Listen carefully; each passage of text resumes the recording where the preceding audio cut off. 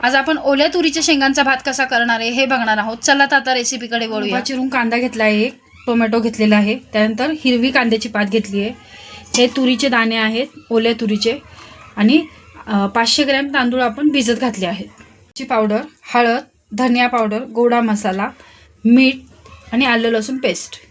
आता आपण यामध्ये 2 मोठे चमचे तेल टाकणार आहे। त्यामध्ये जो आपण उभा कांदा चिरून घेतला होता तो टाकणार आहे। आता कांदा आपण फक्त मऊ होईपर्यंत परतायचा, 15 ते 20 सेकंद आपण तो परतून घ्यायचा त्या तेलामध्ये।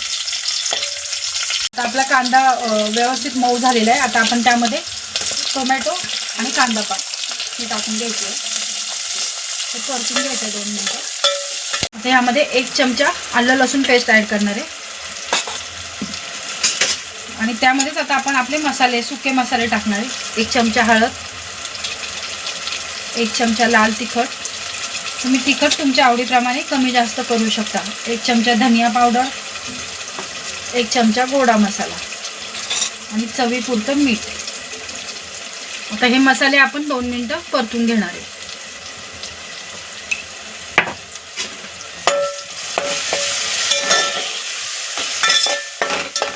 मसाल्यांना जरा तेल सुटलं की आपण ह्यामध्ये ते तुरीचे दाणे ॲड करणार आहे, ते जरा परतून घ्यायचे 2 मिनिटं।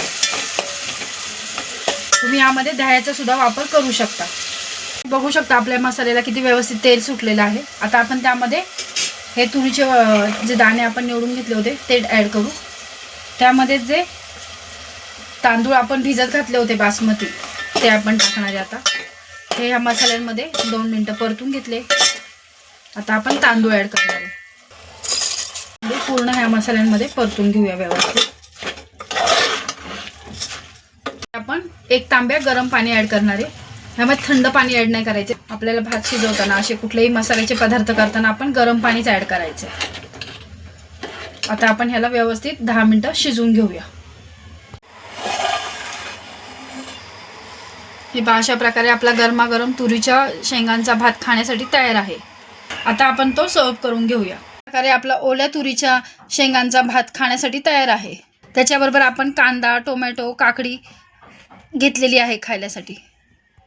आता कसं आपण नेहमी वाटाणे भात खातो, कधी पुलाव खातो, त्यामध्ये गाजर, बटाटा म्हणजे असं वेगवेगळ्या भाज्या टाकतो, पण ह्या तुरीच्या शेंगा फक्त थंडीमध्येच येतात आणि त्या शरीरासाठी चांगल्या असतात। तर अशा प्रकारे त्यात बटाटा नाही टाकायचा, कारण की बटाटा ना हा शरीराला खूप हानिकारक आहे, त्यामध्ये खूप कॅलरीज असतात। माणूस प्रत्येक भाजीत आपण बटाटाच टाकतो, त्यामुळे मी यात बटाटा टाकलेला नाही आहे, गाजर टाकले नाही आहे, फक्त ओल्या तुरीच्या शेंगांचा भात केलेला आहे। तुम्ही हा खाऊन बघा, खूप टेस्टी आहे आणि करायलाही खूप सोपं आहे।